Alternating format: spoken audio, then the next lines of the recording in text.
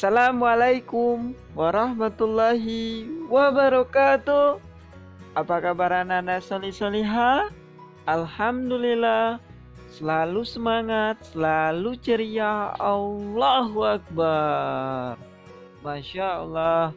Semoga yang semangat pagi ini Pak Lam doakan semoga diberikan kesehatan, rezekinya luas, dan senantiasa cita-citanya dikabulkan oleh Allah Subhanahu wa taala. Amin ya rabbal alamin.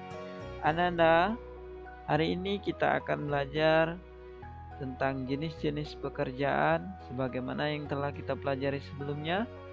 Ini merupakan sambungannya pada pembelajaran yang ketiga. Sebelum kita memulai belajar, mari kita berdoa. A'udzubillahi minasyaitonirrajim. Bismillahirrahmanirrahim. Rabbi zidna ilman warzuqna fahman. Amin. Biar tambah semangat hari ini, kita jargon yuk. Belajar tematik sangat seru. Ananda, silakan Ananda perhatikan gambar berikut. Apa pekerjaan yang terlihat pada gambar? Pernahkah Ananda membayangkan siapa sih yang merancang gedung yang tinggi bertingkat-tingkat?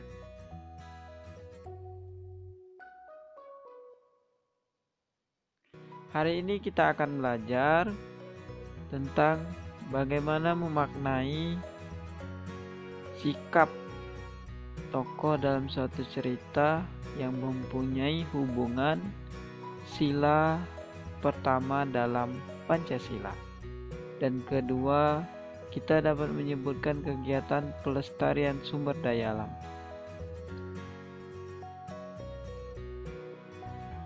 Apa pekerjaan yang terlihat pada gambar? Ini adalah seorang arsitek. Pernahkah kamu membayangkan siapa yang merancang gedung bertingkat yang sangat tinggi? Seorang arsitek, dia merancang suatu bangunan dengan membuat sketsa pada suatu gambar. Menariknya, seorang arsitek haruslah mempunyai nilai-nilai baik yang harus dicerminkan. Salah satunya yaitu harus mempunyai sikap atau sifat jujur. Ketika akan membangun sebuah bangunan, mereka harus menyampaikan ukurannya dengan benar dan tepat. Coba Anda bayangkan, jika ukuran bangunnya tidak sesuai, apa yang akan terjadi? Jujur merupakan salah satu sikap yang mencerminkan sila dalam Pancasila, yaitu pada sila yang pertama, sila ketuhanan yang Maha Esa.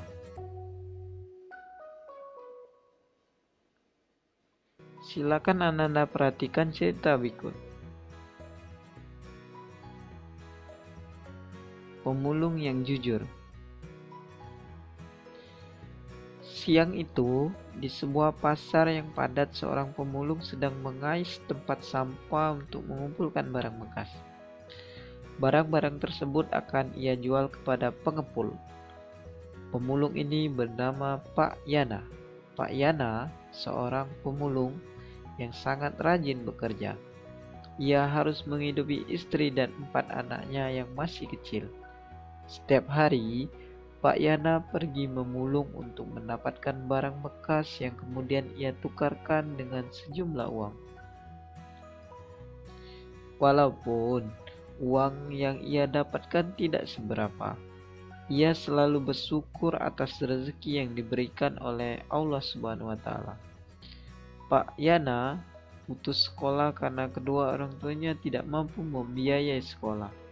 Bagi Pak Yana, pekerjaan memulung adalah pekerjaan yang halal.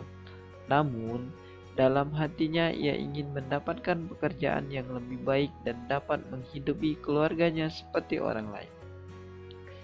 Pagi itu, Pak Yana bergegas memulai pekerjaannya. Ia menuju sebuah pasar yang dekat dengan tempat tinggalnya. Satu persatu sampah plastik ia kumpulkan.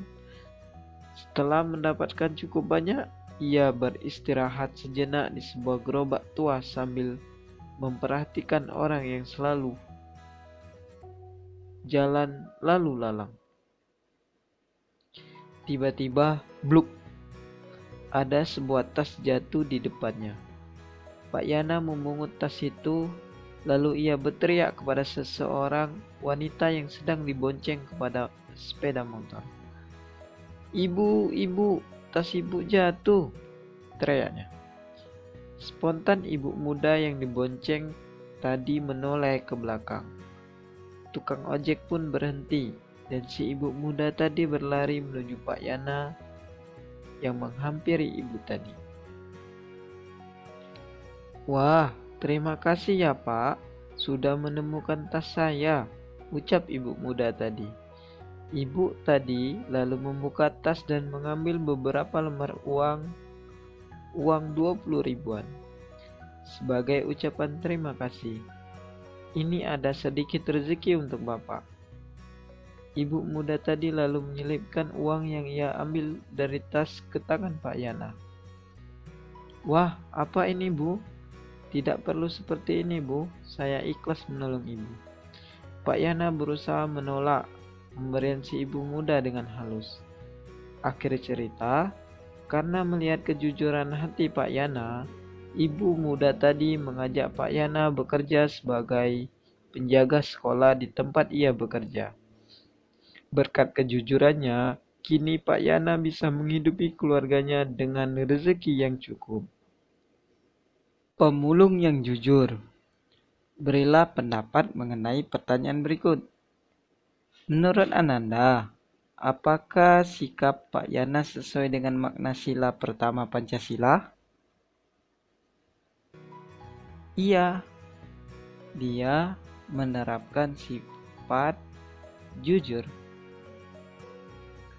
Apa yang terjadi jika Pak Yana tidak mengembalikan tas yang ia temukan? Apakah sikap tersebut akan bertentangan dengan sila pertama Pancasila? Menurut Ananda, apakah sikap jujur sesuai dengan makna sila pertama Pancasila?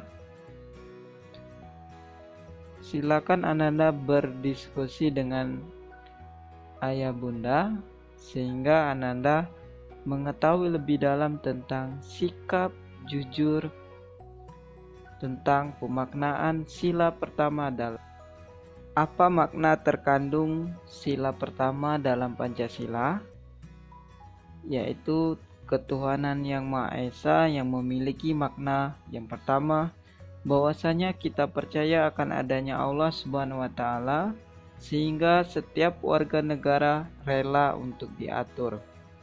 Yang kedua, setiap orang dibebaskan memeluk agama masing-masing, maka setiap orang bertanggung jawab untuk taat dengan aturan agamanya.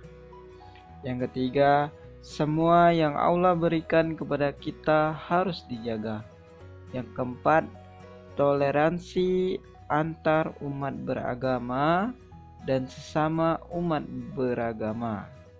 Itulah makna yang dapat kita ambil dalam sila pertama dalam Pancasila. Tahukah Ananda, Pak Yana seorang pemulung yang jujur. Dengan adanya Pak Yana yang sebagai pemulung, dengan hatinya yang baik, dia senantiasa memilah-milah sampah untuk diolah kembali. Ini merupakan sebuah upaya untuk menjaga keseimbangan dalam kehidupan kita sehari-hari, atau yang lebih kita kenal dengan pemanfaatan sumber daya alam yang ada di sekitar Contoh sikap jujur yang ada dalam kehidupan kita sehari-hari, misalnya kita tidak mencontek ketika ujian, ataupun ketika ujian online sekarang, kita jujur bahwasanya dengan kemampuan kita sendiri, kita sudah belajar, maka kita laksanakan ujian dengan jujur, tidak membuka buku, tidak minta ajarin bunda, ataupun yang lainnya. Selanjutnya, kita selalu mengakui kesalahan kita. Maaf bu, aku telah memecahkan vas bunga ini. Kita mengakui kesalahan yang kita lakukan. Apa sih manfaat sikap jujur? Kita dapat dipercaya orang lain, disenangi keluarga, mempunyai banyak teman, membuat hati kita menjadi tenang atau tentram. Upaya menjaga keseimbangan lingkungan yang dapat dilakukan di rumah dan lingkungan masyarakat. Sebagaimana Pak Alam sampaikan tadi, bahwasanya salah satu contoh yang dilakukan oleh Pak Yana merupakan upaya menjaga keseimbangan lingkungan, yaitu Pak Yana telah melakukan penjagaan kebersihan dan memilah sampah yang tepat sehingga sampah tersebut dapat diolah kembali. Lantas, apa sajakah yang lainnya upaya untuk menjaga keseimbangan lingkungan? Yang pertama yaitu melakukan reboisasi. Kita tahu sadari hutan di Indonesia sangat parah sekarang. Masyarakat melakukan penanaman kembali di hutan yang gundul merupakan suatu program yang sangat bagus sehingga menjadikan hutan menjadi hijau kembali.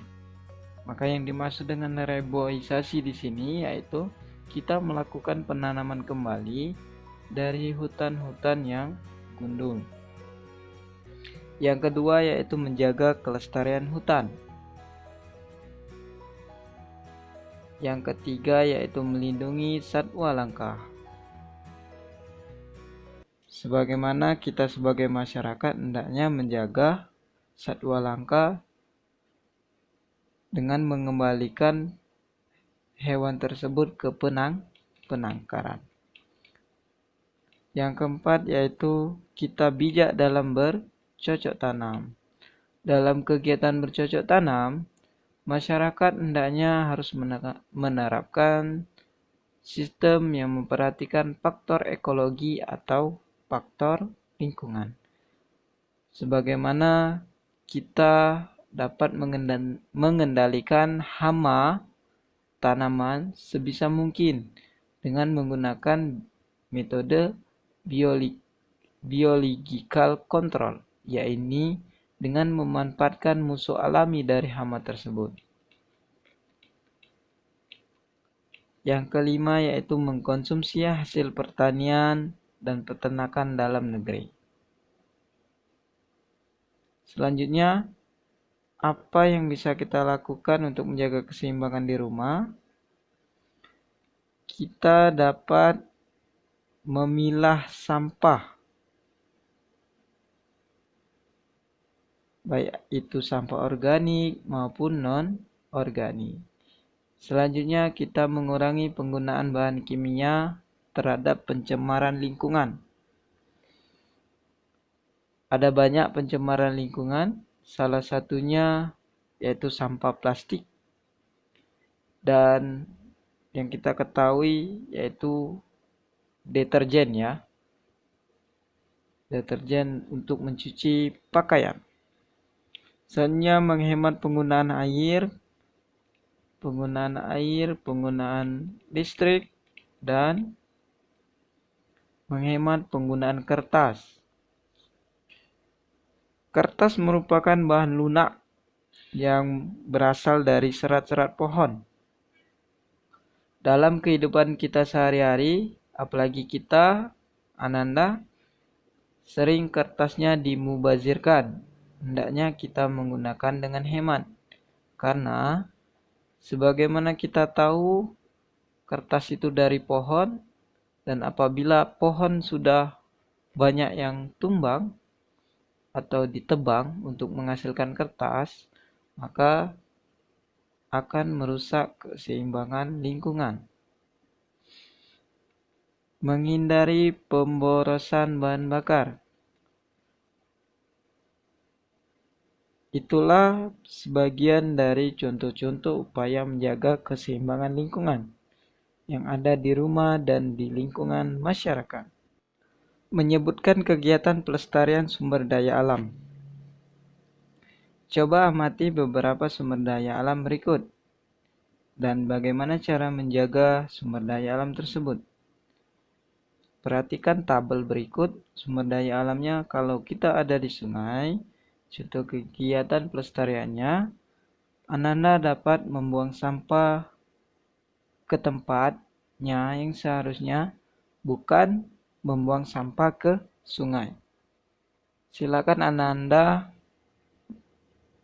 uraikan kegiatan apa aja dari ketiga sumber daya alam berikut dan tuliskan contoh kegiatan pelestarian apa yang dapat menjaga keseimbangan sumber daya alam. Apa yang sudah kita pelajari hari ini? Yang pertama, kita sudah mengetahui makna dari sila pertama dalam Pancasila. Yang kedua, kita telah mengenal berbagai upaya untuk menjaga keseimbangan dalam lingkungan. Itulah Ananda, poin penting yang harus Ananda ulang dan review.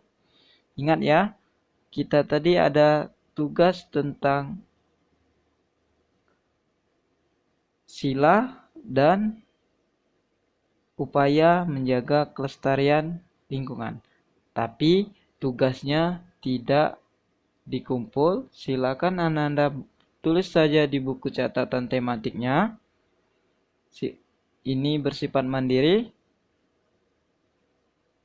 Biar berkah pembelajaran kita hari ini, mari kita tutup dengan lafaz hamdalah. Alhamdulillahirrabbilalamin. Doa kifaratul majelis. Subhanakallahumma wa bihamdika. Asyhadu an la ilaha illa anta. Astaghfiruka wa atubu ilaik. Pak Lam akhiri pembelajaran hari ini dengan ucapan Assalamualaikum warahmatullahi wabarakatuh.